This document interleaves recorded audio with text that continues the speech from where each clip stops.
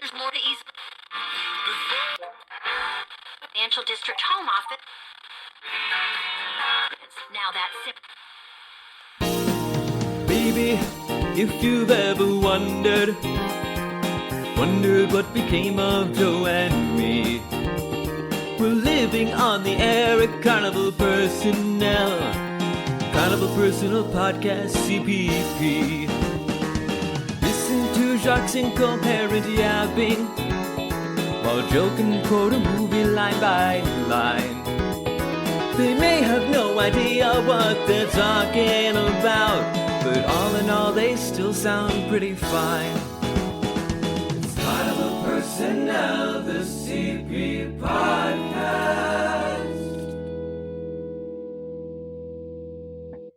Hello, and welcome to Carnival Personnel Sideshow. Sadly, we're recording on a Friday, so Biff, who is the smart one, cannot be here, and Joe, who is the funny one, cannot be here. So you are stuck with just me. Again, apologies up front. But our guest today, I could not be more excited about. He's a headlining comedian all over New England. I met him hosting a show for him through the Rising Tide of Comedy, Mike Katrobis, and his comedy story. His comedy is great. We'll talk about his comedy, but his background is fascinating. A career referee from every level, from bantam to high school to the NHL. He has a podcast that is fantastic that I want to get into a deep dive on called Chirping. It's exactly what it sounds like if you're a hockey person. It's a couple refs talking hockey. He also is working on a book, but mostly I want to focus on his one-man show, a tribute to Margaret Thatcher, called The Warm Heart Inside the Iron. No, that's not that. Okay, that's somebody else doing the one-man show for Margaret Thatcher, which will be fascinating if I wasn't making it up. But a big Carnival Personnel Sideshow welcome to Mark Riley. How you doing, man? Jacques, thanks for having me, man. It's great to be on here. That might have been the best intro I've ever had. but I don't know where to start. I met you as a comic when Katrobis called and said, "Hey, I want you to host this show. You guys will get along great. You're old fucks and you live for hockey." It's like, okay, and then I'm like, if I'm doing a show with a comedian, it's like, let me get a little more background because I'm new to this. We just moved back to the area. I've just been in comedy a little over a year, and I'm like, oh, fuck, this guy's a ref. He has a podcast. So I listened to, I jump around. I didn't listen in order. I don't want to apologize, but I had to start with Paul Stewart. Your second episode. Were you on that episode? Because I heard Paul Stewart talk a lot. I don't know if you or Gino got in 3 words. No, Gino, I think, said 3 sentences on that podcast. And we just had his brother Bill on that dropped just yesterday. And I think Gino said 4 sentences on that one. For the uninitiated, Paul Stewart, Hall of Fame. Is he the only American in the NHL Hall of Fame as a ref, or maybe the second or third? First one from Boston, second one from Boston. Well, his grandfather's in there. His grandfather was the first American to referee in the NHL, and at the same time refereed in the Major League Baseball, umpired in the Major League Baseball, which is insane. Right after his playing career as a baseball player. So his grandfather was an NHL ref by day, pro ball player in the offseason, then became an umpire. But Paul Stewart, and I didn't know this, and I don't want to redo the whole podcast, but Paul Stewart's claim to fame is he was a Boston kid, and his first game with the Nordiques against the Boston Bruins fought arguably the 3 toughest fighters in Bruins history. Yep. I didn't know about the 4th fight before the game, if you want to. I know, I didn't either. I didn't know he got into it before that. And what's funny is I always wondered why the 2 of them didn't fight during the game. And he got into it before the game with him during warm-ups. So it was pretty wild. Wayne Cashman spears him in the Yeah. warm-ups. So he gives him a two-hander across the shoulders Yeah. before the game. Like, if that's not slap shot shit. That So was that night was insane. Absolutely insane. So, you know what? We'll start at the beginning and work your way to comedy. So, you're a high school hockey player. You play some college hockey. And how do you go from, hey, I'm not taking the next step as a player. I love this game. How do I stay in it? And I don't want to abuse small children and take advantage of them. So, I can't get into coaching. So, I actually did get into coaching you when my did. daughter played. Okay. Yeah, and so my brother Steven had been reffing for years, high school, college, and so when I graduated, I couldn't really play anymore. My back was messed up, and I knew I couldn't go any further, than I played in college. And he kept on me. He's like, "Why don't you referee? Why don't you referee?" And I'm like, "I hate refs. Like I get thrown out of more games than anyone." And finally, I realized I could make a career out of it. And so I did 1 year of high school and then moved to Des Moines, Iowa, and lived with Chris Rooney, who just finished his seventh Stanley Cup. And I did the USHL full time and did a stint in the Central League.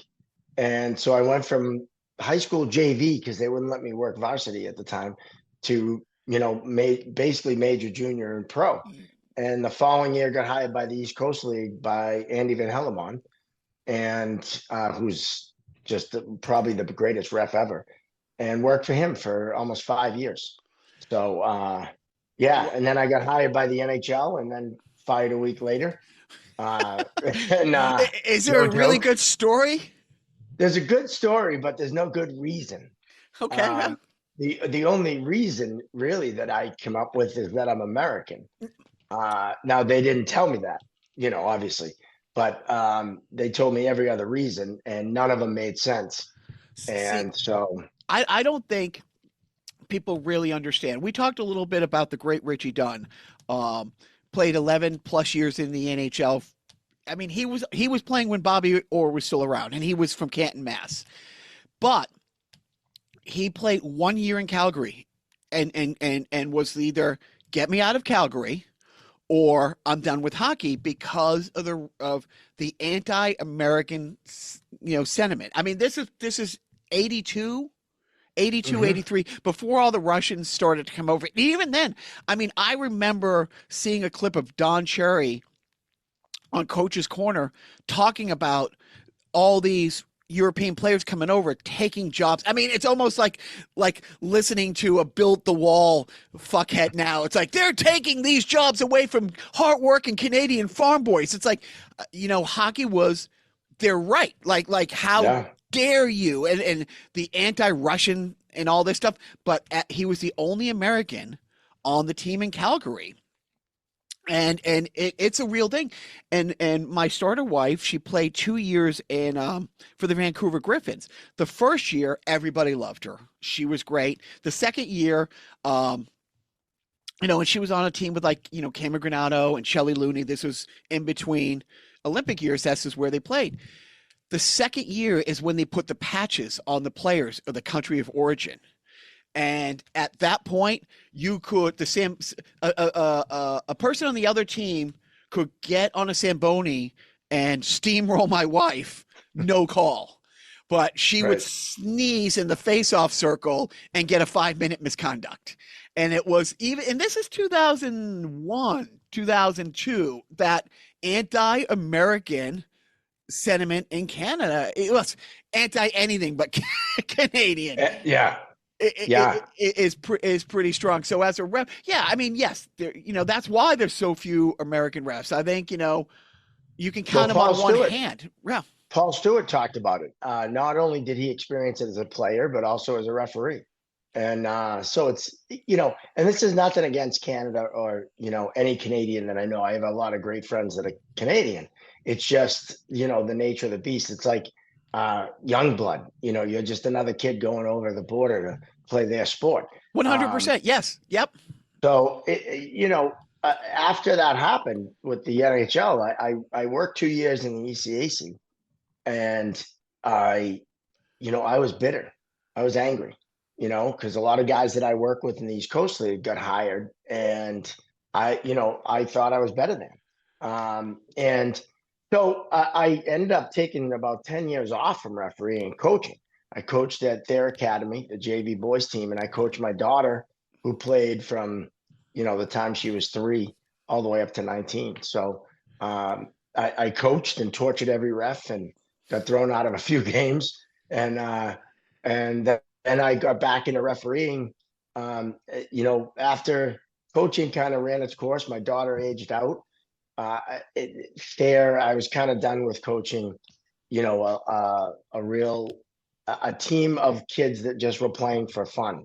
It wasn't like it was when I first took the job, where the JV team is kind of a feeder team. Those schools do it a little differently. So I stopped coaching and got back into reffing and did junior and college, and now I supervise more than I referee.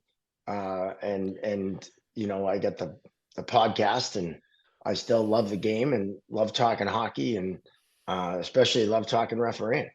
So, and it's a big part of my act too. I mean, hockey is a big part. I've always wanted to ask a ref this, because we talked before we start recording. I was only able to play a certain level because of a one ref system and the shit that I could get away with. Yeah. I might be wanted in 2 provinces and 3 states for some stuff on the ice. I don't know statute of limitation. What was it like being a ref in a 1 ref system versus a 2 ref system? I actually like the 1 ref system because that's what I came up in. That's what I worked in. And, I always say the 1 ref system, yeah, you're going to miss some stuff, but it kind of evens out. You'll miss something down one end and you'll miss it down the other. But that's why it's so important to have really good linesmen, because the linesman can save your ass in so many ways. If there's something behind the play, I had one linesman, Johnny O'Brien, who I'd skate by him and say, put your arm up. I got a slash. And it was behind the play and I didn't see it. Oh, but I trusted him and knew that if he saw something, because linesmen can't call minor penalties, they can only call major penalties. So I knew, the really good linesmen, I worked with a bunch of them over the years. I had one on our podcast, Vaughn Rohde, who spent 22 years in the NHL. Those were the guys that kind of saved you in that 1 ref system. But you were going to miss stuff, and and it took some getting used to the 2-man, because now you're working with someone that has a different perspective, a different set of experiences, a different standard, might see things a little differently, might call something that you won't call. So you really have to the communication prior to the game is so important, because you want to be on the same page. You don't want something on their end being a penalty, on your end it's not. So I think every upcoming ref should work in the 1-man to learn how to be aware, how to see the whole ice, how to manage situations without anyone to lean on. Right. And work without video replay, so that you make a call, and whether it's right or wrong, it's your call. And you can't fix it, and you can't rely on, I'll make this call, but I can always go to video. I think that's a crucial part of a referee's development. Well, I mean, and as a player, as a coach, as another ref, you got to start thinking that it's like, yes, some coaches, it's like, you know what? It's the 3rd period. This game means a lot. I'm going to swallow the whistle. And another guy might still be, the other ref might want to, be calling it like it's a preseason game. And I got to, you don't know, like, one ref could be out there thinking, Van Halen was better with Sammy Hagar. And you're like, how can I work with this fucking moron? David Lee Roth is the end all and be all with Van Halen, you dumb fuck. And now I gotta. So you mentioned. So I wrote down a couple names. Andy Van Hellemont. I think he had something like 1,700 NHL games. Yeah, he worked, I believe, 19 Stanley Cups, the most ever by a referee. I mean, it's like first of all, you might know because you might be more dialed in. Is Kerry Frazier's hair in the Hockey Hall of Fame? Because that luscious head of hair was just. It should be. If it isn't, it should be. That thing Uh, could take a puck better than some helmets. well, why would he have to put on a helmet? You know what I mean? Right. So growing up, I just can't believe, as Darren Payne called it, the original 21 team league, the refs. The old saying, it's like if you don't notice the officials, they had a great game, but the personalities of the players back then were just so much more. It's like athletes, I think now are just kind of the AI bot, prints out what they're supposed to say and they just stick to a script. But the refs, like a Wally Harris in the Boston Garden. Yeah. I mean, like, but some of the other refs that I love, like Bruce Hood, Bill McCreary. Like Bill McCreary. that guy was, but Yeah. my thing is, were there tougher of all the players that you met and juniors, NHL, the barnstorming, like, pick up beer leagues here and there? Were there anybody tougher in the history of hockey than John DeMarco, Ray Scampanella, or Kevin Collins? Yeah, those guys were legends. We talked about it on my podcast a few times. Back then, those guys were all personalities. They were, they walked into a rink and everyone knew who they were and what they were getting. If you had Paul Stewart, you knew it was going to be this game. If you had AVH, you had Don Van Massenhoven, you knew what you were getting. And they had these personalities and this command and this presence. Kerry Frazier was like 5'0", but he had massive presence. Even without the hair, he had massive presence. And that's, I think, what's lacking now. Some of the guys that came up back in the day, like the Chris Rooneys, the Danny O'Rourke's, the Wes McCauley's, they have it. But a lot of the newer guys, they don't. It's like there's not, and part of it is there's more officials, right? There's 4 on the ice now. But, like you mentioned, 3 linesmen that anyone in hockey would recognize those names. Pat Capuzzo, Right. Ron Asseltine, who is the linesman that took out the guy who jumped on the ice to sent that guy flying. He sent that guy He flying. smoked them. And he was a supervisor of mine in the East Coast League. So they, you knew the refs and you knew what you were getting. And there wasn't that, down this end, it was a penalty. Down that end, it was a penalty. I mean, I learned a lot from Andy Van Hellemond.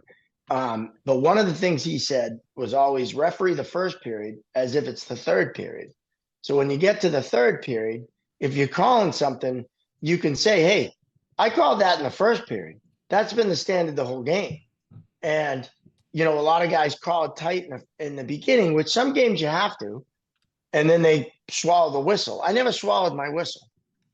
I never had to, because the guys knew. In an ECAC playoff game, I think it was at Cornell. I forget the game, or maybe RPI. I called a cross check in the overtime, and the coach could not accept the fact that I called a penalty in overtime, and it was right to the face. The guy smoked him right in the cage. Well, that was a penalty all year long for me, Right. and I wasn't going to change that standard. I had a 3 overtime game in Wheeling, West Virginia. It was Hampton Roads, Wheeling, West Virginia, second round of the playoffs. And it was at the time, the second longest game in East Coast League history. And I mean, I couldn't walk in between periods. One ref, and I did just probably 5.5 periods skating up and down the ice. But I called a penalty in the first overtime and a penalty in the second overtime. And, they knew, and one was a check from behind and one was an obvious too many men on the ice. So it's like those guys who don't call anything, I always say you can affect the game by not calling something just as much as calling it. But you have to have let's be honest, you have to have a set of nuts to make a call like that. Oh, yeah. But you also have to have the respect of the players and the coaches, and they're going to bitch and they're going to yell. But at the end of the day, they respect the fact that, you don't just make shit up when there's 2 minutes left in a tie game. If the penalty's there, the penalty's there. Now you're not going to call a hook and center ice, or a hold in the corner that doesn't affect anything Right. scoring off. But if a guy gets smoked, in the corner into the boards, you're going to call it. Yeah, somebody gets drilled in the numbers, because You if gotta you call don't, a dick like me would. Hey, I know. Well, that was, I think, the problem in the playoffs 2 years ago. There wasn't one cross-check called in the playoffs in the NHL, and guys were getting absolutely wrecked. I mean, jacked, neck snapping and everything, and there were no calls, and it was like it just became out of control. And for whatever reason, they, no one was calling it. There was a select few that were calling it, but a majority of them just swallowed the whistle because they were so afraid to make a call that would change the outcome of the game. And it's like you say, not calling it changes the outcome of the game just as much. And one day, we'll do another podcast where we will talk about the worst thing that's happened to hockey in the last 40 years is the face mask in the cages, because like the cross-checking and the face mask in the cage and not having that one spot on the team for a guy to make sure that nobody was cross-checking somebody in the face. I'd say college hockey should go to half shields. I've had this discussion and argument with many people, and I think it would change the college game because almost every hit in D1, or even not so much D3 as much, but in D1, you watch Michigan against Michigan State, every check is up in the face. Well, if you have a halfie on, yep, you're not going to do that because you don't want to have it done to you. In the Coast League, you could always tell the new college kid that came up because he always skating with his stick up and he was always hitting high. Pitchfork. He'd get his ass kicked. Yep. The first time he hit someone, he would get just fed and realize, no, I can't play like that because I don't have a chain link fence on or a windshield, and no one else does either. And it brings the sticks down. These kids play juniors and they get to wear half shields in juniors. Then they go to college and put a cage on. And it makes no sense to me. But of course, there's more to it than just there's liabilities and all this bullshit. But yes, you're not going to lose all your chicklets. And you might get a nose break here or there. But, it's the concussions and the serious neck injuries because the sensor and vulnerability that the mask gives you. I don't want to go too far down that. How do you go from making calls in the ECHL to saying, I'm really funny? Why? When did you wake up? Were you on a road trip? Were you somewhere reffing a shitty game in Poughkeepsie, New York, and you're like, I'd rather be telling jokes right now?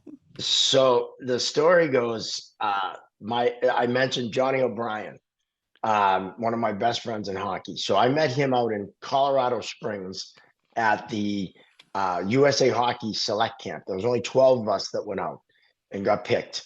And 5 minutes after meeting me in the locker room, he said, you belong on a stage. And I said, shut up. I'm funny in here, but I'm not, And he said, no. I'm telling you, I've gone to a lot of comedy. He was from Long Island and basically spent a lot of time in New York City. And I was like, nah, shut up. And, we ended up being roommates for 3 years in the Coast League. And he was my main travel partner. And so he hounded me. And we'd be in a bar and I'd start telling stories and, everyone would be gathered around listening and talking and laughing. And it never hit me until we did a game in Richmond. And there was a comedy club, the Richmond Comedy Club. I forget the name of the actual club, but there was an 11 o'clock show. So Johnny said, we're going to do the game, then we're going to go to the show and we're getting you on stage. Now, looking back as, being in comedy for 26 years, it was absolutely ridiculous to think I was going to get on stage. But I was like, all right. So we went in and we got there a little late, like 11:10, and we go sit down in the corner booth. And there was a good group of us. And Mike Stankiewicz, I'll never forget, was on stage from New Jersey. And we're sitting there and I'm in the corner and one of the people with us is sitting kind of closer to the stage. So Johnny says, you guys should switch seats so you're closer to the stage. So when you go up there, it's going to be easier. Now, again, looking back, just ridiculous, right? So when we switch, Mike, the comedian's like, "What's going on over there?" And I was like, "Nothing, nothing. We're good." And he's like, "No, I want to know. You play musical chairs," and he kind of like was chirping us, and I was like, and then finally he pushed me too far, and the Boston came out, Oh. and I said, he had a Karl Malden nose, like a big bulbous nose. So I was like, listen, her uncle had a nose like that and did sick shit to her. So she wanted to get away from you. And everyone's kind of like, what? And I go, but my uncle had the same nose, did the same sick shit, and I liked it. So I wanted to get closer. And everyone laughs, and he's like just speechless. And so after he got off, Johnny and I went and talked with him. And I wanted to apologize. I was a huge fan of comedy. I remember going to Nick's back in the day, like when I was in high school and college, and you'd see like a lineup of Don Gavin, Lenny Clark, Jay Leno, Stephen Wright, Paula Poundstone, and that was on, and Dennis Leary. That was on like a Wednesday, right? A Wednesday, So I was always a fan of comedy, but never envisioned doing it. And after Bill Campbell was the headliner from Boston, whom I've worked with since, and did his talk show he had, and he was on, and when I came back, he messed with us, and I shot back at him, and I realized, wait a minute, I am funnier than these guys. Like, maybe I should try this. And when I got home that Wednesday, Nick's Comedy Stop had an open mic night hosted by the great Kevin Knox, God rest his soul. And I went on stage on a Wednesday night, and 3 months later got my first paying gig from Mike Clark up in Maine with Paul Nardizzi and Gary Gulman. I opened, and I went from there, and I think it's 26. I think 26 years later, 25 at least, maybe 26 years later, I'm still doing it, and it's the greatest job in the world. There's nothing like making a room full of people laugh. How would you describe your comedy to somebody who hasn't had the privilege of being in the room? I'm a storyteller. I tell stories, and some of it's observational, some of it's all my life. I talk about refereeing, I talk about travel, but not I'm on an airplane and the seat only goes back a little bit. Like, I talk about places and things that happen there that are unique. I teach school during the day for at least one more year. I'm going to do it. And so I have a lot of material from there. I have 3 kids who are all adults now, and an ex-wife, although I don't really talk about her all that much like a typical comedian might, just because I don't know, I never wrote jokes about it, but so it's more observational storytelling, and I don't write anything. I have nothing written down. I don't, seriously, and I've forgotten bits because of it. Matter of fact, someone a couple weeks ago reminded me of a bit that I used to do, and I was like, holy shit, that was a pretty funny bit. I got to try that again. Which is bad and good, but I don't, like, a lot of guys have a notebook and they'll like write a premise and write and get a joke. I don't have that. I have ADHD. I can't sit and write. I pay attention, shit happens, and I find it funny, and then I try to relate it, to the audience. If I find it funny, the other day I was walking my little Yorkie, and 2 pugs were walking, and they were just being dicks, these 2 pugs. And I thought, I wonder what Frankie Chirps is my dog's name. I wonder what Frankie Chirps is thinking right now. And I thought that might be a funny premise. Your dog commenting on other dogs and what he sees from his perspective. And so that's like, right now I'm kind of kicking that around, but that's where my comedy comes from. It's not, I don't write. I don't have anything written down. I just pay attention. The night a few weeks ago, we were at the Manchester Beer Garden, and so most of your routine that night was because they spell beer garden like the German way with a T. Yeah.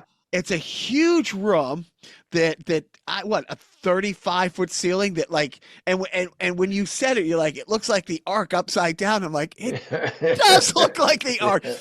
But it was one of those things. It was one of those. It was, a gorgeous day, not a full house, and for some reason, I don't know why people aren't getting better of, being a maitre d' and seating people at a show Oh, God, versus yeah. letting them sit wherever they want. And as a Yep. host, I kept encouraging people to move down in between the three other comics. From when I started hosting to you come on this, there was three other comics, and each and every time I'm like, hey, blah, blah, blah, trying to move people down. You made the decision right away. Fuck it. I'm just going to, how long is this mic cord? Because you fuckers don't want to move down here because you're afraid I'm going to pick on you. Well, I will come. And if I have to walk all the way down there, I am going to pick on you. All right, here we go. Yeah. So you did the show, literally in the middle of this cavernous room, but you made it intimate because you walked all the way to where they were. And it was, I don't know if I want to say it was crowd work, but you were interacting with what was going on. I forget what was on the bar, like some almost There were like hogs, and I thought it was broccoli. right. I honestly thought, I was like, why is there broccoli on the bar? And it was hogs, and it never occurred to me. So I kept going back to the broccoli. But now all of a sudden, the two great gals who are working the bar are part of it. Like everybody, it almost seemed like you made this cavernous place. You brought it, and I don't want to say locker room humor, like some people have used that term, but you made it a kind of, you made it into a smaller club. There was 25 people there in a room that holds 100. And you made it feel like 25 people and a 20-person room. It was a really fun way to, and that's one of those things as a person who we're the same age, but I'm new to comedy. I love going and seeing how people will take over a room, how they will command a room right off the get-go, and it was really, so your humor was something I'm like, oh, and again, it was almost like borderline on being not angry or agitated, but your emotions are elevated. When you're pointing things out, it's like, but you do it in a way like not like an old guy, like get off my lawn, but more. You guys see this too, right? like, are we all buying in that what's going on over here is ridiculous? Type thing. Yeah, I like to improv. I like crowd work. But I let it happen. Like I let it come to me. I don't go looking for it. I don't go, like I worked with a guy in Vegas years ago, and the first show I worked with him, I was like, this guy's brilliant. His improv is unbelievable. And then the second show, he did the exact same freaking thing. And I'm like, holy shit, this guy's improv act is all scripted. I like to just be in the moment. Like when I go on stage, I open up to the universe's energy and let it flow through me. And I don't think. And when I see stuff, like every room I go into, I look around and I'm like, all right, what's funny about this? Especially like an elk hall where there might be members there, and they've looked at the disco ball before, but never verbalized the fact that it's ridiculously small or whatever it is. So I do like doing that. My dog's scratching at the door. I do like, this is Frankie Chirps right here, by the way. We have a Yorkie too who runs our house. Yeah. But I love that aspect of it. I love the connection. Matter of fact, that night I asked the bartender to put the lights up. Yes. I like to see people's eyes. Yes. Because that way I know I'm connecting. And that connection allows me to say things where, they might be taken the wrong way if said by someone else, but I get away with a lot because people see that I'm just enjoying the energy exchange and I'm going on a ride. If they want to jump on, great. If they don't, that's fine too. I'm not going to be insulted or offended by the fact that you don't find something funny. And by the way, there was 37 people there that night. I draw a little better in the beer gardens. Well before then, like Mike told me, it's like, yeah, it's going to be a thin night just because it was one of those nights where it was like, it was the first time they did it there. Right. I think, wasn't it the first night they did comedy there? I think, and it was also gorgeous.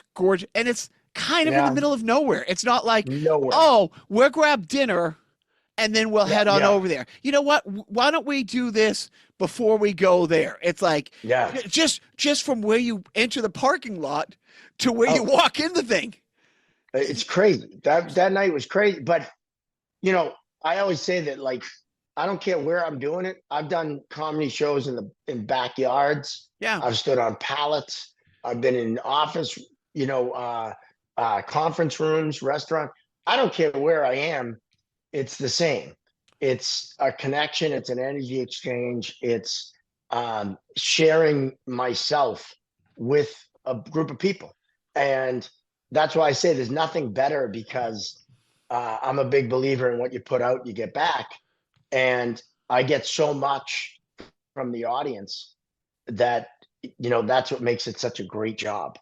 Well, The best job in the world. When I talk about taking control of the room, you mentioned you have them turn the lights on. And now that I'm at the point where I'm getting to host, and I love hosting. I literally I do too. I love to host. It's for me, it's like, do I want to do a 20-minute feature thing?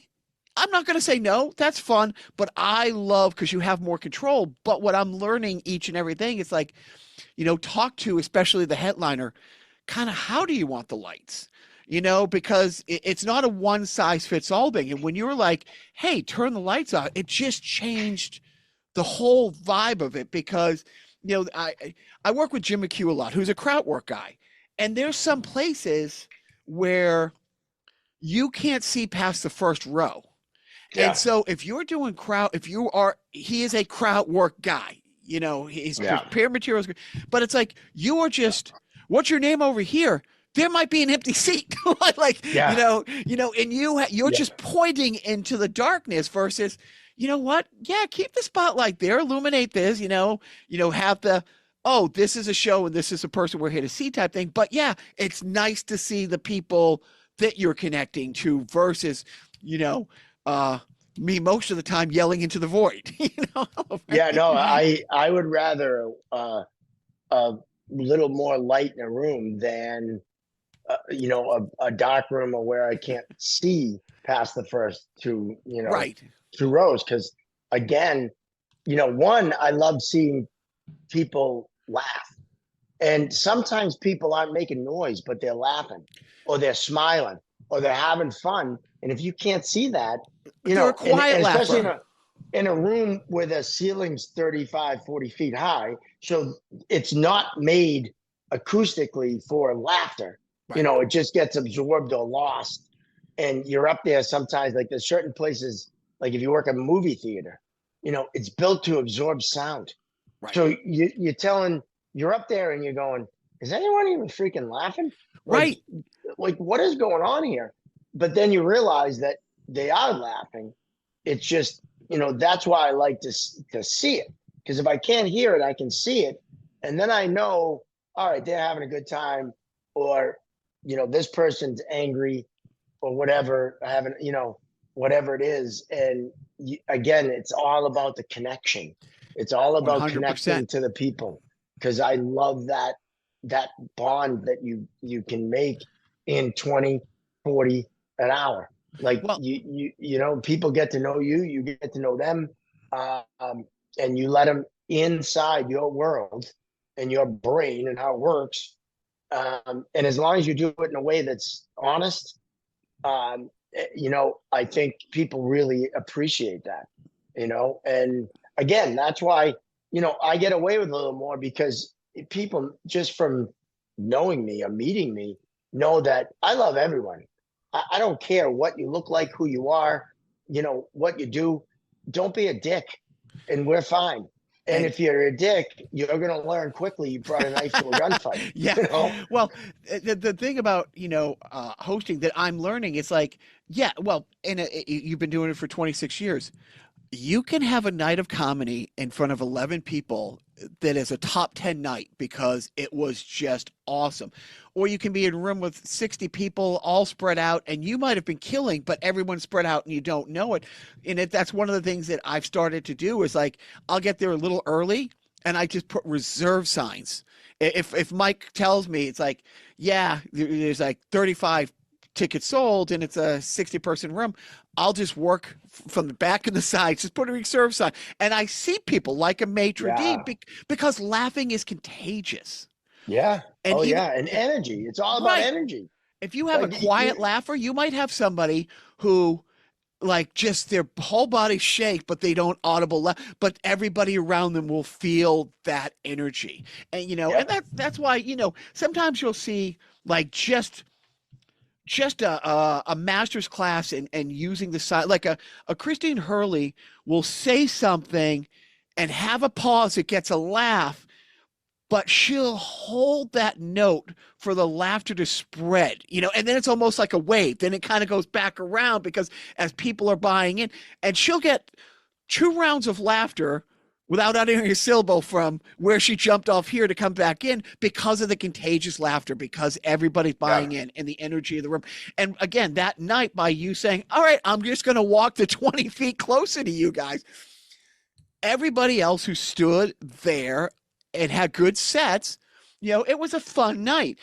But the difference of you walking that 20, 25 feet and just standing there and turning the lights on, it felt like we were in a different venue. And that's why every time I get to, host or do something, or if it's a night where I don't have something, it's like, oh, Steve Bjork and Plummer are here, I'm going to go see a show, I mean, and whether it's a Laugh Boston, this weekend, this will drop in a couple weeks, but I'm going to Nick's tonight. But I like to go see people, and again, it's always great to see how different comics handle it. And your energy is that of a of a ref who's heard it all from every coach and everybody who thinks you're a tough guy.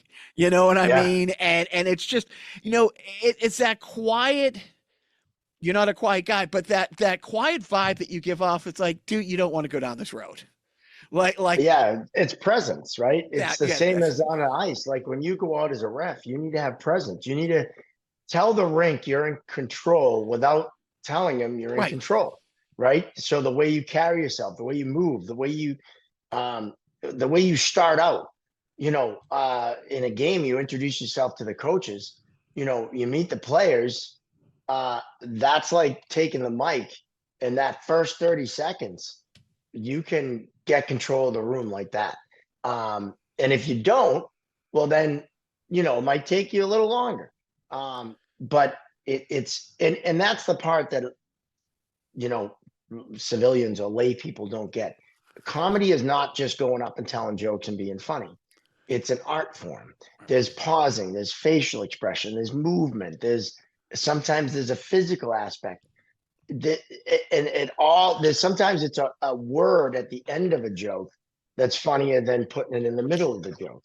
Right. So you got the guys that go to comedy shows that are like, I'm funny, everyone laughs at me at the cookouts, and they try to mess with you, and you're like, dude, this is not like, I always joke, like people go, oh, I'm gonna come and heckle you, and you're like, I'm a professional.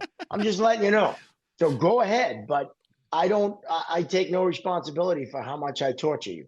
And there's nothing I love more than seeing there's a good friend of mine like Liam, who's like he hosts up at McHugh's every Saturday. The guy is 6'6" and his shoulders are as wide as he's tall.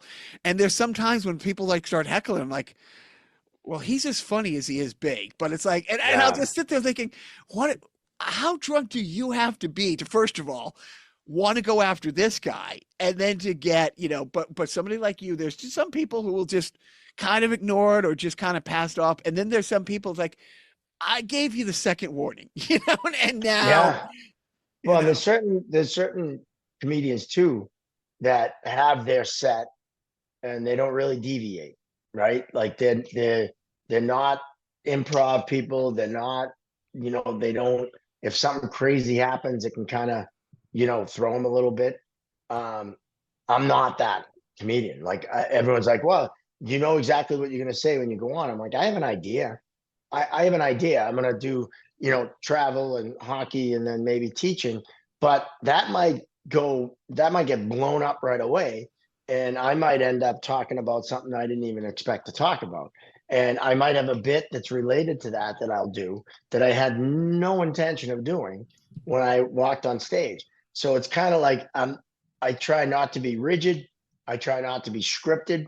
And I always say very rarely, if at all, will you see the exact same show of mine. Right.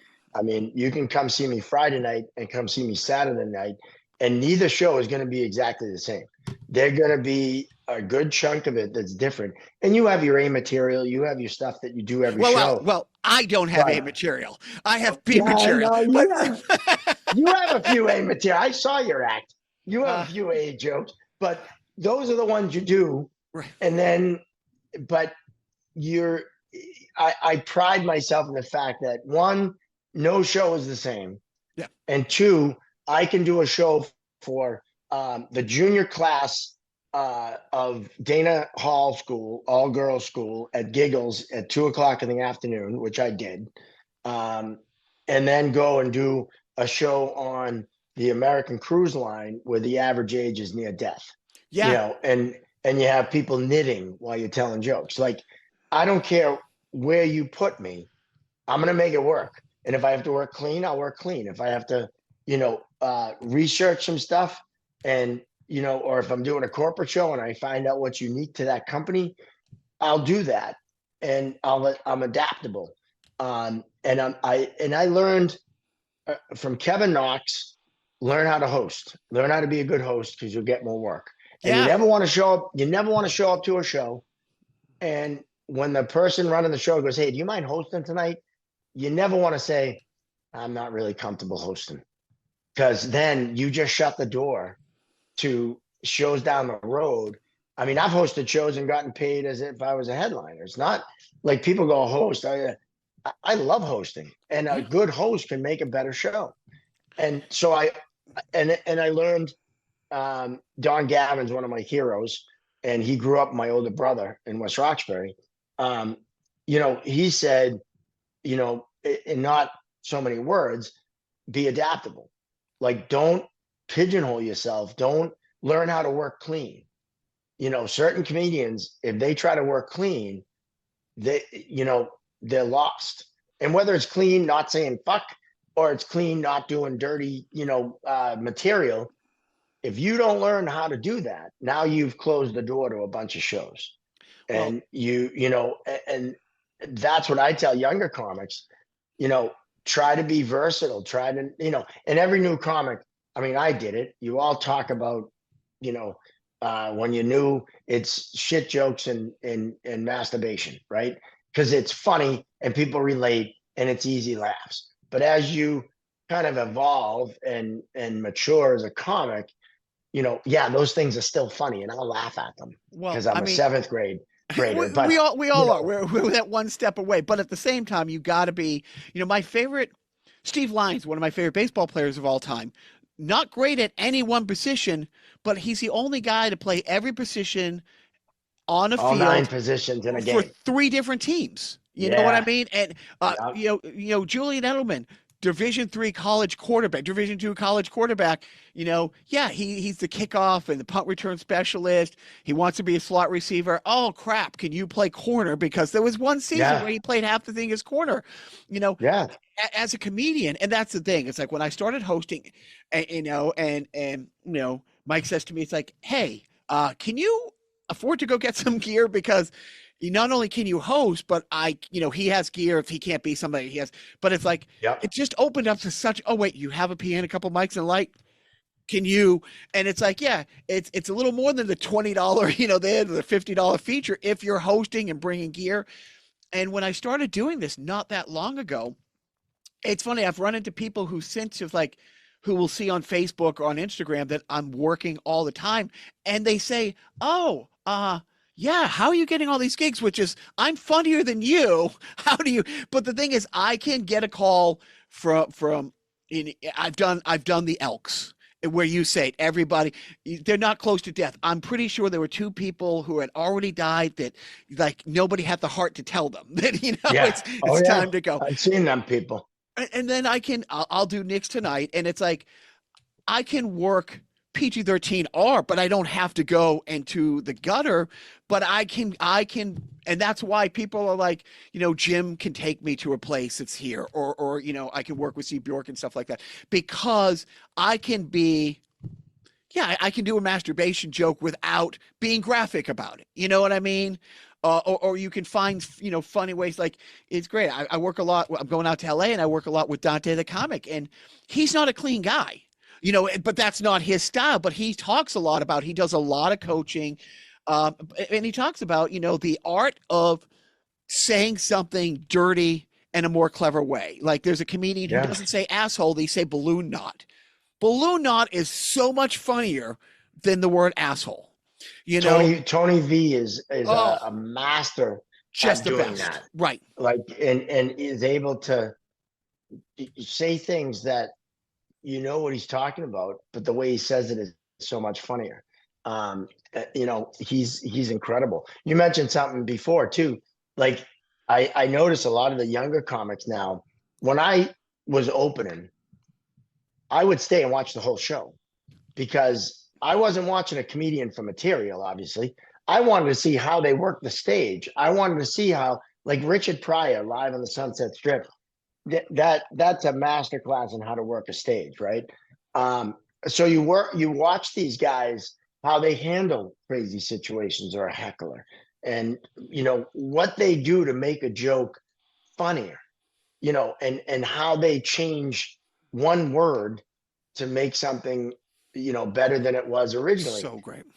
And so many of the younger comics do their set and they bail because they got to run here to do another set or this set. They're not getting paid for any of them, and they're not learning, and that's one thing that I've found. The other thing is, I don't know why people say, what can help me in this business? I'm like, buy a fucking watch and learn how to do your time.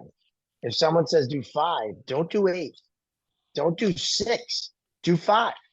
And a lot of these, newer comics, I don't know if it's the age of entitlement and they got trophies their whole life and they think they can do whatever they want. I don't know what it is, but I did a show one time. The kid was supposed to do 5 to 7. He did 14. Wow. And I'll tell you, 12 of it sucked.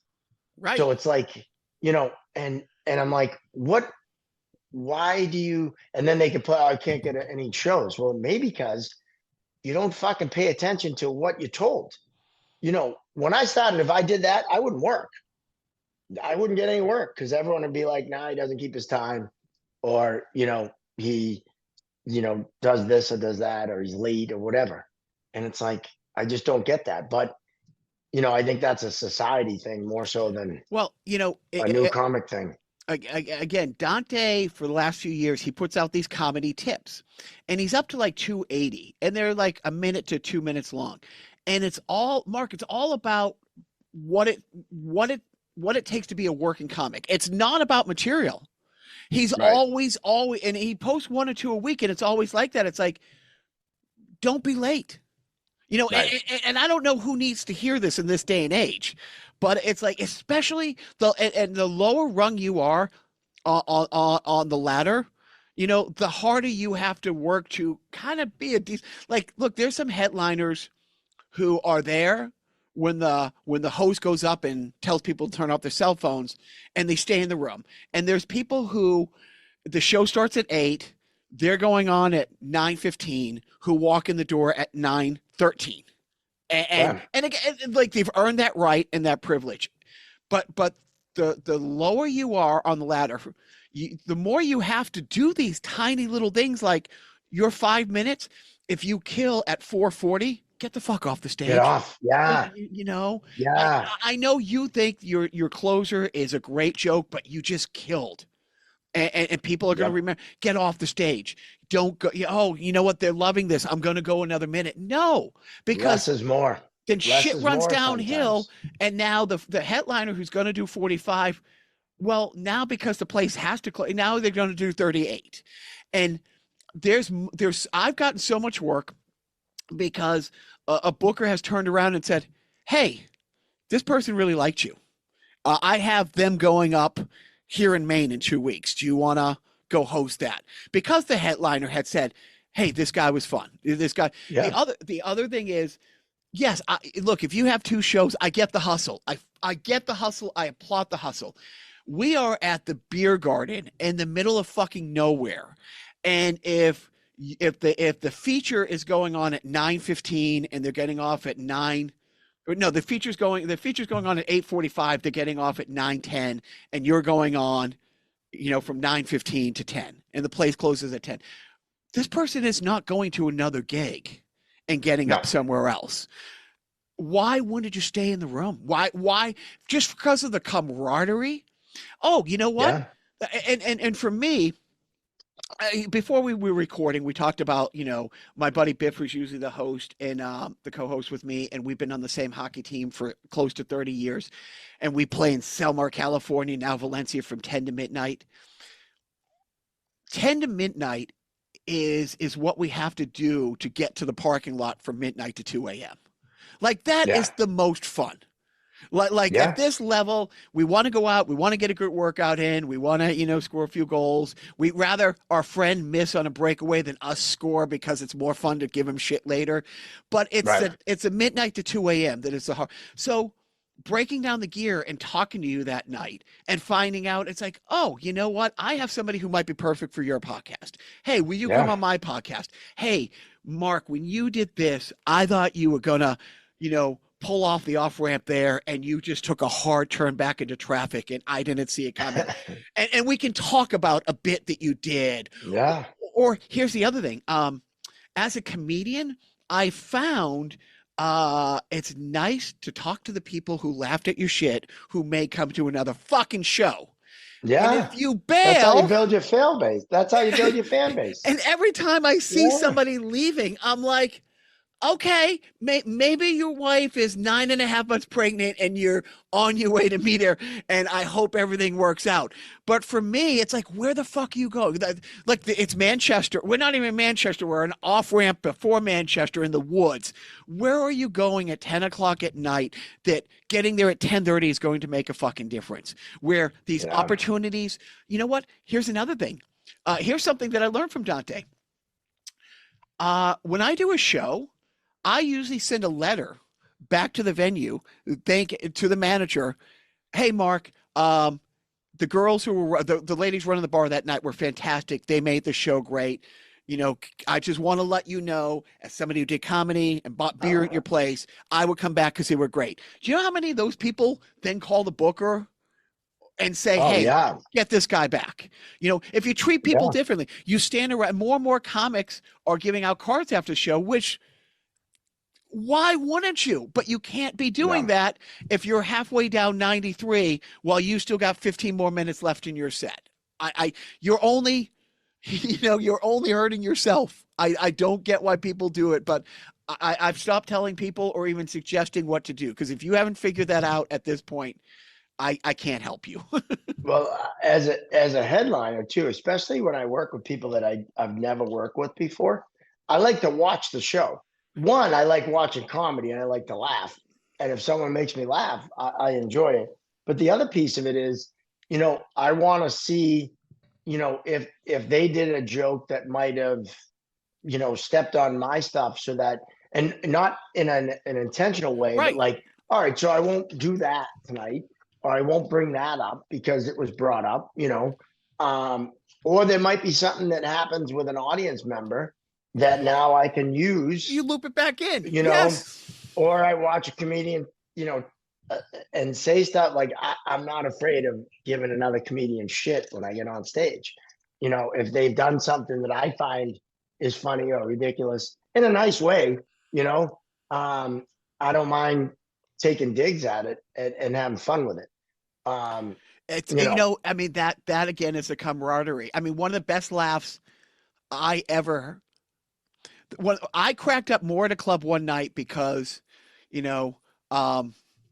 I was getting off the stage and I knew the other comics, so we're just giving each other shit, and I'm like, if you thought I was funny, my name's Jacques Lambert. If you thought I sucked, my name's Mark Riley, and And I get off the stage, and the host comes up and says, "Let's have another round of applause for Mark Riley." And I'm like, Right. I was 3 steps away, and I just dropped to one knee.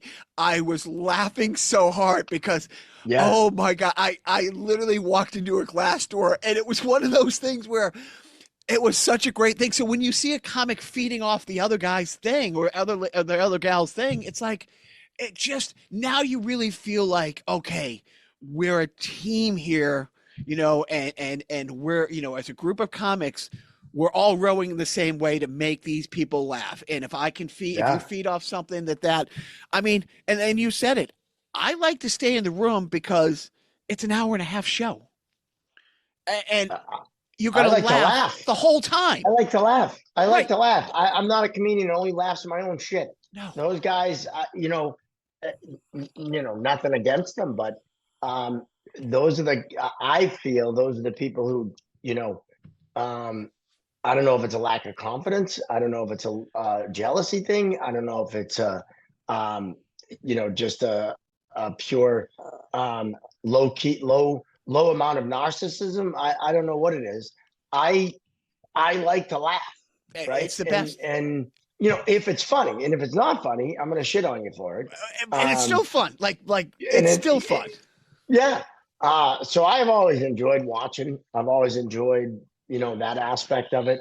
But you said something earlier, like, your buddy Dante teaches, gives tips and stuff.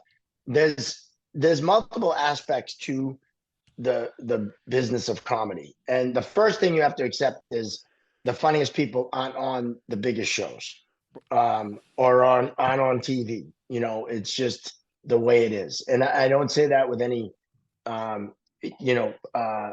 negativity. It's just the way it is. And, I try not to compare myself to anyone, because that's just, now you're just setting yourself up. But like, there's a business of comedy. Jimmy Dunn always talks about the business of comedy, and how are you going to be able to market yourself in a way that's not like everyone else? And then there's the actual joke writing, and then there's the performance piece of it. And I love, everyone now teaches classes, comedy classes. And it's like, I always say, I can teach you how to craft a joke better, and I can teach you, where I think a pause might be good. And I can teach you how to get, more gigs, but I can't teach you to be funny. Right. You're either funny or you're not. And if you're not funny, I remember when I first started, there was a kid, and I never once saw him get a laugh. And every time he came out the stage, it used to be mostly at Dick Doherty's Comedy Vault way back in the day. And he'd be like, "This audience sucks," or "This audience is stupid," and this audience. And finally, I would say to him, they were fine for me. Yeah. And it's like, I don't understand. And I don't know. I'm just like, if you're not, I love the guys or girls that don't make me laugh once off stage, but then they expect to go up and make people laugh on stage that are expecting to laugh. And I'm like, dude, you haven't made me crack a smile in a half hour talking to you. You are one of the most boring fucking people I've ever met. What are you going to do? And then they go up and they suck. And you're like, all right, that checks out. Like, very few people aren't funny off stage and then funny on stage. Very few people. No, and what I love is when you see, and again, it's just because I don't know a better guy in comedy, and he's my favorite comic, is Steve Bjork. I've seen a couple shows where it sucked. It sucked. And when he gets up there 3-2, within 6 seconds, that shitty audience that was sitting on their hands, that wasn't laughing, that didn't get, it's like, now all of a sudden, they're bubbling over. It's like, there aren't, you know what I mean? It's like, and you do. It's the old saying. It's like, there are not shitty audiences. There's a shitty you. Well, for the most part, there are now and then, but sometimes. The other thing you have to consider too is sometimes the audience, maybe there's too many, I did a thing for the Boys and Girls Club in the middle of the afternoon where there's a bunch of politicians and a bunch of this and that. And, they're already uptight, Right. And so you're not going to be able to get them to go nuts, Then there's crowds that John Gavin taught me, never focus on the people who aren't laughing, focus on the ones that are. That's And great. That's great advice. because and it was right after a show I did in Canton with him. There was like 350 people there. One table of 10 wasn't laughing. And when I got off stage, I'm like, fucking table 13 wouldn't laugh. And he was like, are you shitting me? He's like, what about the other 340 people? Right. And I go, well, yeah, they were laughing. He goes, well, focus on them and don't even look at that table. Right. The other thing too is like, you might have someone that's not laughing or that seems miserable, and they might have had to put their dog down that day. Right. And they came and they're there because they bought the ticket and they're just not ready to laugh. And those are the people that you got to be careful with, like attacking or going at, because you don't know what happened in that you don't know what they're going through. That's a really good piece of advice. So it's like, you got to be careful. Like you could, and maybe it comes with experience and thousands of shows, but you can tell the person who's just being a dick and the person who just looks like he lost going through something, his dog or something, And so you got to be careful because you don't want the audience to turn on you, and it can happen very quickly. It's like, I learned this too the hard way. If someone's like, I don't love it, but when there's someone messing with every other comic before I go on, I get fucking mad because they're messing with, my family. Yeah. So, but when you go up, you can't attack them right away, right? Because that can set the whole audience back. I always wait 3, 4, 5 minutes till I know I have the audience. And once I have the audience, that guy is fucking dead. I'm going to torture him. But I wait until everyone's on board with me. And then the guy, I'm too close for missiles. I'm going to guns like Maverick. Like, and that's a thing that I learned because I go up and attack someone and their audience would be like, what the fuck? This guy hasn't done anything to you. He was a dick to everyone else. Right. So they have a different perspective than I have sitting there watching it. So I realized, okay, let me ingratiate myself to the audience. And then, dude, if you like, and I let him do it too. Like, I'll wait and let him mess with me because he's going to. And once that happens, the flamethrower gets turned on and it's game on. But that's something that you have to learn too. There's so many things that go into it that people don't realize. They just think it's like a podcast. It's like anything. It's people 10,000 look hours. at it and go, it's nothing. Yeah. And it's like, there's a lot to it. There's a lot more to it than getting up and telling street jokes. And before I let you go though, I want to definitely not forget, you have a book that you're working on. Do you want to talk a little bit about it? Or are you going to wait till you get a little down the road? I'd rather talk about my movie script. Oh, let's have it. Yeah.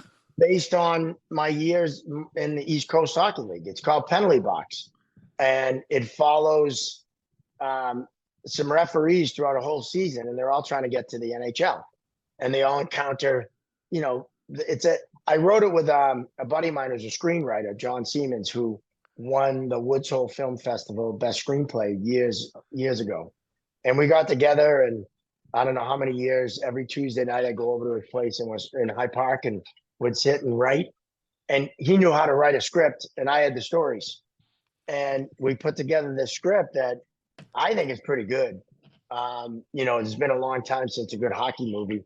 It's kind of like Slapshot meets, my buddy John always says that Slapshot meets The Hangover, and there's some, it's funny. And a lot of the shit really happened because you can't make shit up. Like, you can't make some of the shit up that's, crazy. And it's just I truly believe someday it'll get in front of the right person. It's just a matter of getting it in front of the right person. But and the premise is because that's such an interesting take on it. It's not about the players trying to get to the show, No, it's about the referees which is and all just the different. things they go through. And there's a couple of veterans, there's a rookie, there's and they're based on real people. Johnny O'Brien is one of the persons. Myself, there's the guy Mark Hamlet out of Chapel Hill, North Carolina, and we used to call him the hillbilly. First day I met him, he goes, "I got one nickname, Hammer or the Hammer," and I'm like, "Dude, that's two." And he goes, "Not where I'm from, you Yankee puke." And like, so they're based on real people, and it's good. It's just got to get in front of the right people. And the book I'm still working on. I have a couple that I ADHD for the win. I wrote one, Not Every Kid Should Get a Trophy, The Age of Entitlement. And that one's still on the computer. But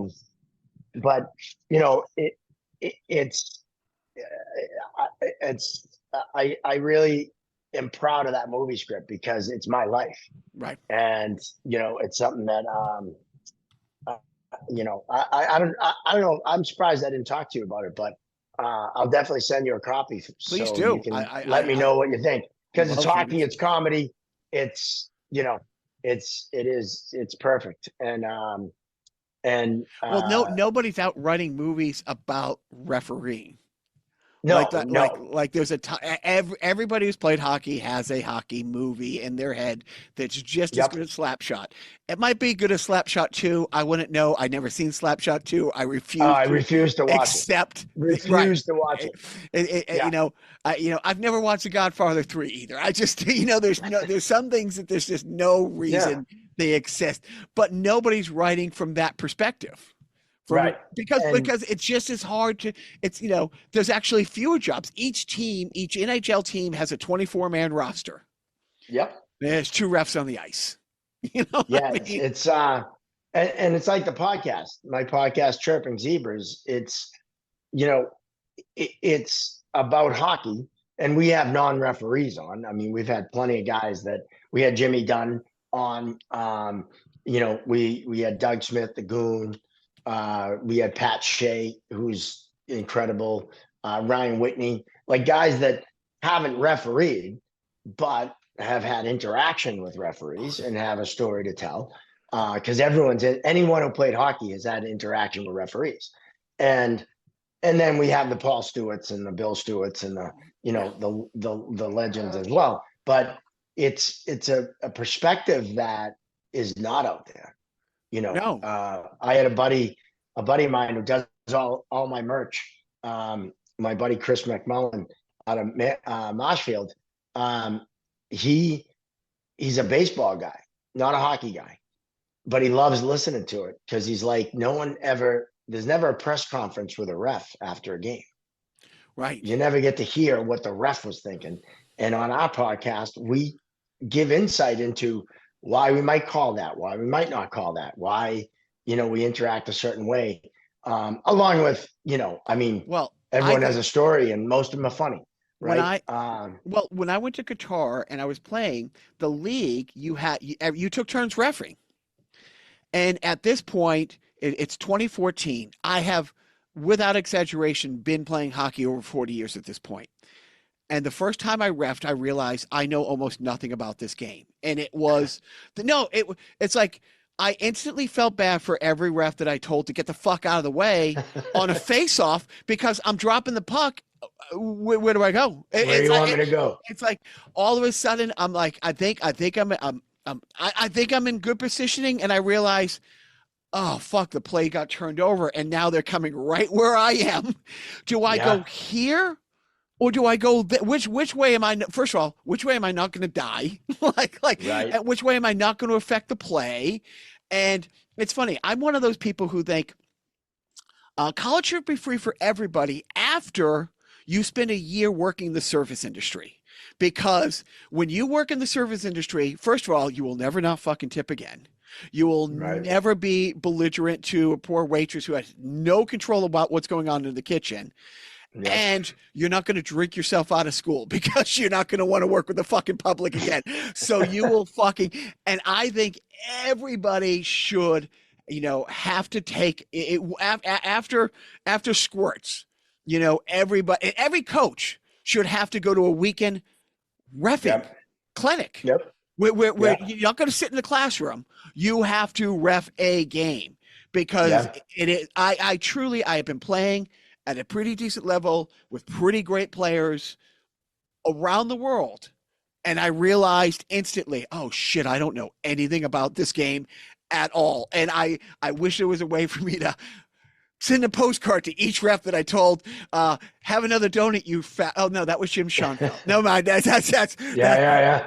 but Classic line. it's the best. But I instantly had such a different perspective on this game, and I think that's one of those things where you don't really, and like my uncle used to tell me, never argue with a man till you walk a mile in his shoes. That way, you're a mile away It's and you have his shoes. No, but seriously, that's a stupid joke. it's But it is. It's so a script that focuses on those poor fucks trying to get to a show.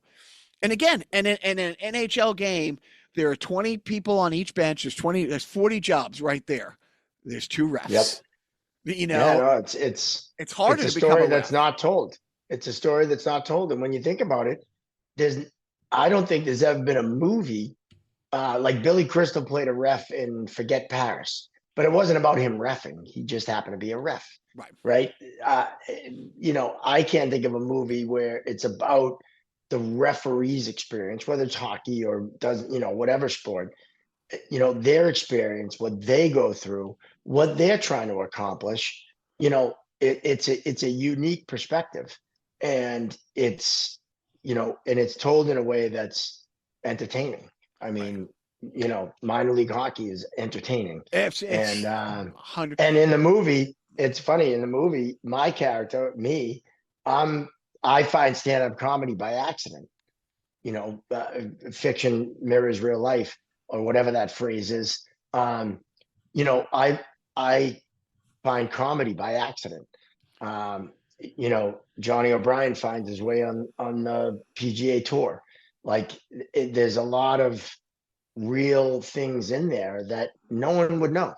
No one, they wouldn't think of it because the referees are just someone that suck and you yell at them. Right. Like my father used to say, "You referees ruin every sport." And the funniest thing was he came with me. We drove down from Boston to that Wheeling, West Virginia game that I mentioned with the 3 Triple overtime. overtime. And he was there. And it was the first pro game that I had done that he watched. And I swear to God, afterwards, I come out of the locker room and he goes, "Man, you refs, you ruin every sport." I was like, "I've been 3 overtimes. Are you shitting me?" And then we had a laugh, but yeah, the referees, they're not even human to a lot of people, especially these coaches, especially youth hockey coaches that just think, I can do and say whatever I want. And it's out of control now. It's just, you have assaults happening. You have like all kinds of stuff. Oh, that's a And different, it's, right. and it has to do with the fact that there's too much hockey. Back in the day, a guy like myself could go work a bantam set or a peewee set or even a mite set with a brand new ref and help them out and teach them. Now there's so much midget hockey and junior hockey that you need the experienced guys up there, and that leaves new guys teaching new guys, as my buddy Gino says. And so it's just kind of it's a whole problem, and it's a very difficult fix. Well, it's funny because, and we'll wrap this up quick because you got to get going. But my little kid was doing baseball a couple years ago. And first of all, I know a lot of my friends who listen to the show, they don't need to hear it. So the people who need to hear it will never hear this. Your kid's not going anywhere. Fucking relax. Let him fucking play a game. But Yeah. I'm watching my 11-year-old play, and these people giving shit to the 15-year-old, Yeah. umpire. It's like, dude, kid's making 15, $18 out here. You know what I mean? And it's like, and he's out here because no fucking adult wanted to do this. And Right. you're yelling at a kid. You're fucking yelling at a kid about a game here that will never have. I cannot tell you how many times, I would ask my kid later. It's like, did you guys win today? I don't know, Papa. like they don't. Yeah. Yeah, the parents No care idea. so much more, and it's like same thing with refs. I came back and I was visiting my cousin, who she's great. Her son was playing high school hockey, and she was one of those moms screaming. And I took her aside. I'm like, first of all, it's a lot different out. And you know what? To her credit, she took a hockey. She went to a hockey camp. Like, she was yelling at the players and stuff like that. And it's like, I don't know if you know this. I'm a much better quarterback than Tom Brady because I've never thrown an interception, but Of course. yet I can break down how he fucked up each and every time he did, And, Oh yeah. and she was one of those moms. And I'm like, you can't do this because what you're sitting up here looking down there. The game's moving a lot faster down here. And she did, but it's like, I wouldn't wish that on anybody. The abuse that refs take from looking at my notes, me, before I realized what a dick I and was. I will say too, though, some refs bring it on themselves. Like we always tell guys, if you're hustling and you're skating and you're giving it your 100% effort and you're, communicating and you're not acting like a dick, chances are you're going to have less problems. If you're out there with your hands in your pockets, acting like you have 700 places better to be, which you might, but you got to fake it, right? And you're being a dick and you're not answering any questions. And, I've been on the other side. I've been on the bench. And when I have guys reffing like that, you want to lose your mind. It's like, just give me an effort. If you miss something, I understand you're going to miss it. I understand you might not see it as long as you give me effort. Right. And so it's not all on, those who are yelling. It's also sometimes falls on it's the referee's fault. And I think coaches and parents think referees think they do no wrong. Well, no, we screw up too. But if we're given the effort we should be giving, we're gonna, it's more forgivable. Right. And I think that's when referees play into it. If a coach asks you a simple question and you tell him to shut up, I'd snap too. So it's a kind of a system problem, a systemic problem. But you're right.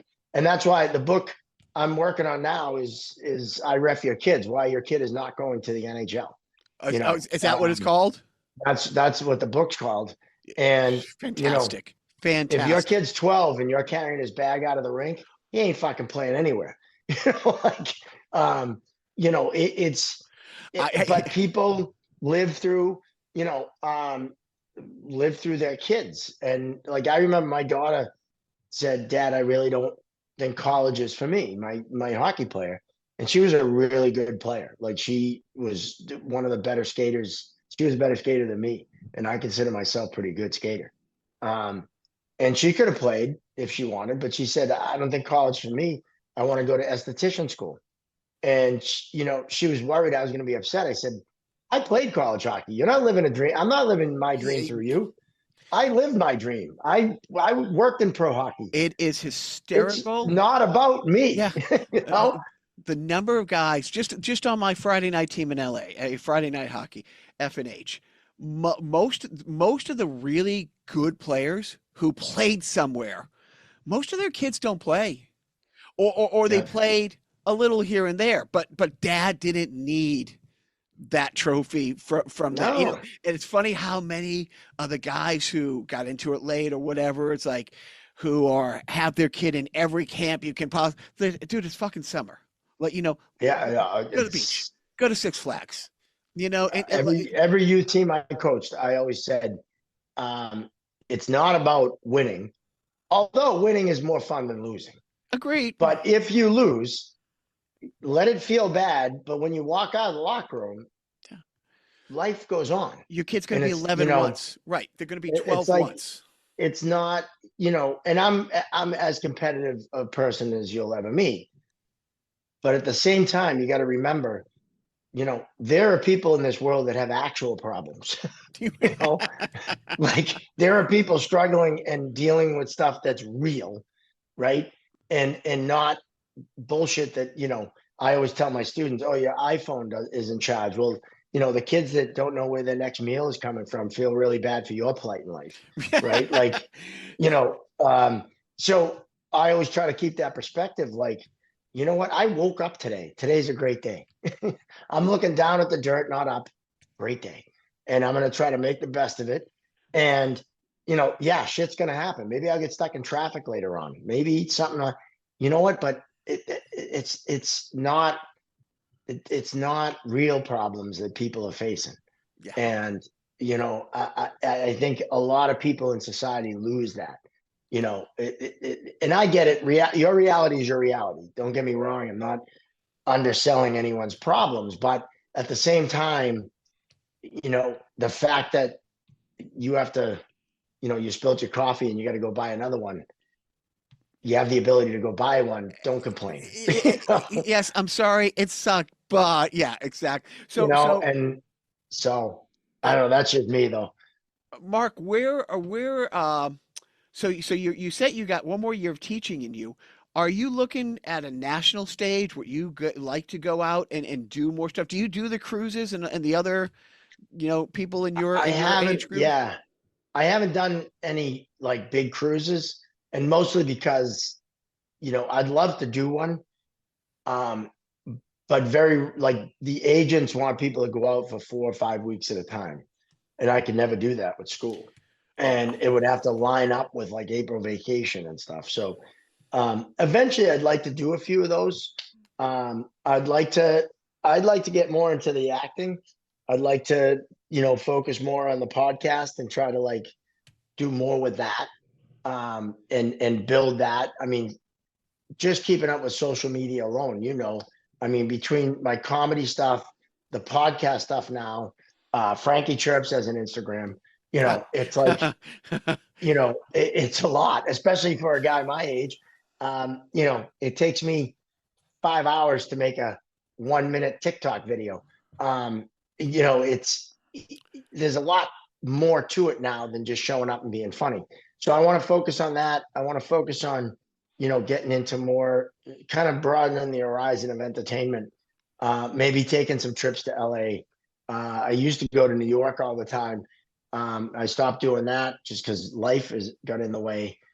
Maybe doing that, maybe traveling more, maybe, just seeing where the journey takes me, and I really, I feel in my heart that Chirping Zebras really should be, hopefully it will become what I envisioned it a few years back when I came up with the idea.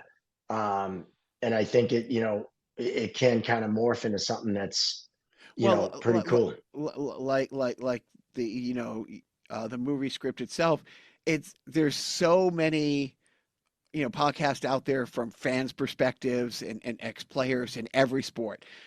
I don't know of one that's referee driven. It's a completely a different perspective, which I love. Yeah, there's a couple of people that do. There's a couple of podcasts out there, like Team Stripes is one. My buddy Ross Grimaldi does that, but it's more educational. It's more for refs and talking about kind of more the nuts and bolts and the how to do the job. It's not like ours where we give that ref's perspective, but it's not all reffing. It's hockey, it's entertainment, it's all these. That's why we have such a kind of a wide array of guests, right? It's players, it's we have Johnny Carter of the Bruins coming on a live podcast we're doing next week, followed by a comedy show. That's great. That's going to be really cool.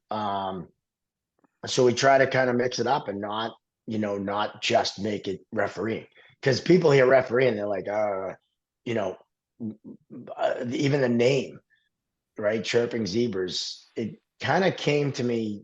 It's hysterical. Out of nowhere, right? I mean, Zebras is obvious. Chirping is, that's hockey, right? And I ran by a bunch of names by my friends. Chirping Zebras was my favorite, but I didn't tell anyone. I had 2 and 10, 5 Minute Major, all these different names, and Chirping Zebras though just kind of. Well, I had love the friends logo. go, I'd watch that just to see what the hell it was about. Well, but the logo with the Seabirds and the logo's ref pretty uniform. cool. It's But the blind glasses. It's the just, glasses. it's like, Gino and I he found orange sunglasses, and our producer Josh Dolan, I wanted him involved because he's had his own podcast for years, and I've done it a couple times. He's a comedian too, and he really knows the business, right? And so I told him the name, and he goes, "You want me to try to come up with a logo?" And I was like, "Sure, why not? See what?" Because he's good with the graphic art stuff, and he came back with this, and I fell in love with it right away. so great. And what's funny is he thought I'd hate it. He was like, he was so relieved because he was like, I thought you were gonna say, "Oh, this is stupid." Like, why? I go, "No, I freaking love it." Like, it's just, it all kind of, the universe takes care of the details sometimes. I love it. I think it has. And I'm now glad I can sell some merch. Well, I know I am. Buckets of it. I'm glad. Well, I'm glad. Like, honestly, the best part about, because like I said, I just started the comedy thing a little while ago. This is the best midlife crisis cry for help a guy could get into, because I get to go to shows all the time, and then and it's one of those things. It's like when you meet somebody, and you have this kind of bonding thing. Okay, we're doing the comedy thing, but then you can talk the hockey, and then you find out it's like, oh, we're 1 degree separated from 20 different people, or it's like, I had a friend who played in that game that it's all these. Yeah. But this was fantastic. I didn't even look at the clock when we started. I don't know if this is going to have to be cut into a 2-part thing. But I'm going to post all the socials. Now, more important than your socials, and forgive me, but is Frankie with a Y or an IE? IE. Frankie Chirps. Okay. IE. So only on Instagram right now. I will be following Frankie for sure. Chirpingzebras.com is our website for the podcast. That links to everything. Well, it's great YouTube. because the podcast, I mean, since and it was like a month ago, I think I've got through most of them, because as comics, we're in the car all the time. I'll do a show, a Smitty's Cinema from McHugh up in Maine. It's 2.5 hours each way, and at 1.25, that's 6 podcasts I will listen to on the way there and on the way back and stuff like that. So it is. Right. The podcast is great. I cannot wait to read the script. I can't wait to work together with you again. But I will make sure that we post everything, especially Frankie's, because I'm excited to see Frankie. He's a character. I will, our Yorkie, we have because we do special need rescue. I let you know that, so you know how much better we are than you. And how broke we are. Hey, do you know how much a wheelchair costs for a Chihuahua? Because I do. But we do. We have a 3-legged pit bull. We have a Boston Terrier but my wife's pride and joy are not our 2 beautiful sons. It's her 12-year-old Yorkie named Maru. And so when I saw your picture on your website with them, I'm like, oh my God, that is just, it's just absolutely awesome. Because it's funny when I would walk her small dogs, it's like, you and I look the way we do, walking these little things, and everybody looking on thinks, oh my God, I bet that dog fucking rules his world. It's like, yes. Yes. I mean, I saw a meme recently that, I whisper to my dog, "You're not the boss of me," as I try to get out of bed without disturbing her. You know what I mean? Right. It's like, but Mark, this was absolutely fantastic. I'm so glad that our paths crossed. I will post all this, but most importantly, don't forget. That's a lot of